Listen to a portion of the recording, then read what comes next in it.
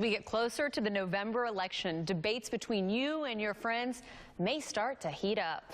So what should we do when everyone we know starts to voice their opinions? Well, etiquette expert Sharon Schweitzer joins us right now to talk about this U.S. political politeness and how not to get into confrontations with those folks that we respect and want to maintain relationships with.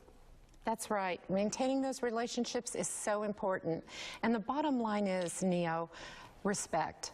You know, we're all culturally conditioned, and we all recognize respect, whether we're from the U.S. or another country, and we know respect when we see it. So when we're going to have a discussion, or whether we're going to step away and bow out of a discussion, we want to do that with respect.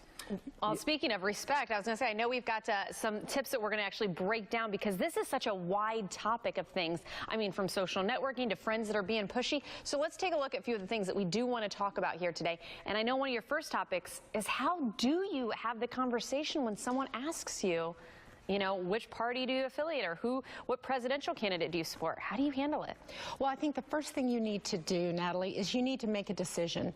Do I want to even engage? And you need to make that decision early on. So let's say you don't want to engage and you decide you want to keep your views private. Then you need to have some things in your toolkit. You need to decide what you're going to say. Are you going to say, you know, I prefer to keep my views private, but thank you for your interest. I appreciate that, and I wish you well with your political decisions this season.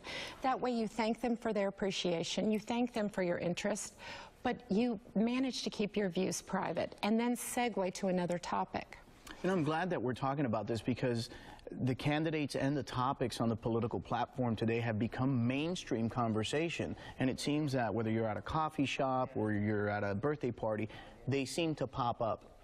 They do. And they pop up everywhere. You're right. Parties, social media, everywhere. Let's say you do have someone who is like an Energizer bunny and they keep coming at you and they want to talk about politics. What you can do with that is segue to another topic. Say to them, you know, we're at a cocktail party or we're at a birthday party and, you know, I really don't want to talk politics here, but I appreciate your interest.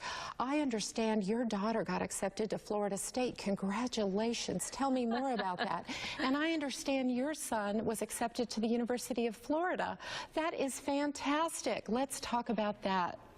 So segue to something. And I was going to say, this is the perfect time to bring up this awesome idea of segue, which literally Democratic Party, Republican Party, or cocktail party. So I think that's a pretty safe way. Now, are you saying we should just wear this around all the time, or how can we remember this and use this at the times that are necessary?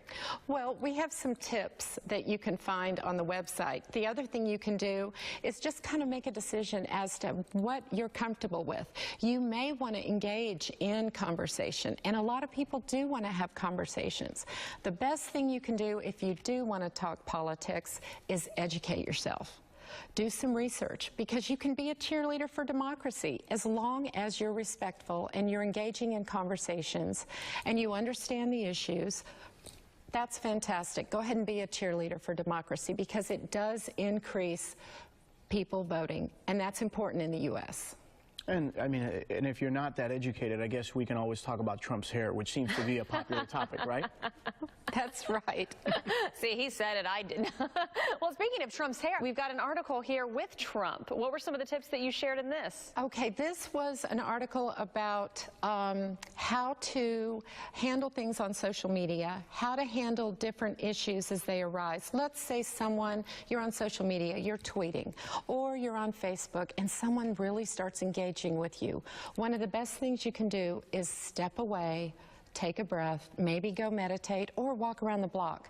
Take the high road. You may not want to engage. Is there a way to de-escalate a situation by simply typing an LOL or a laughing emojicon or something like this? Yes, absolutely. That's the best thing you can do.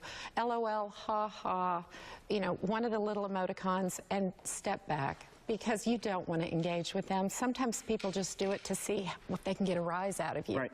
So that's great advice. Well, and our time's unfortunately running out, but I do want to ask this really quickly. When it does come to social networking, do you suggest sharing your views or maybe keeping those views off Facebook and Twitter? What's just a good rule of thumb for all of us to keep in mind?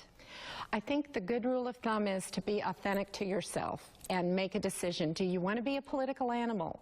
If you are a political animal, you need to be ready. People are going to either mute you, unfollow you, or they may unfriend you, and that can be kind of tough. So you see a lot of people sticking to faces and pets and friendly things on Facebook. Good advice. I'll say I like keeping it friendly. Thank you so much. These were great tips. We really appreciate your time today. My pleasure. Thank you, Natalie. You are so welcome. Leo, for having me on. Thank you.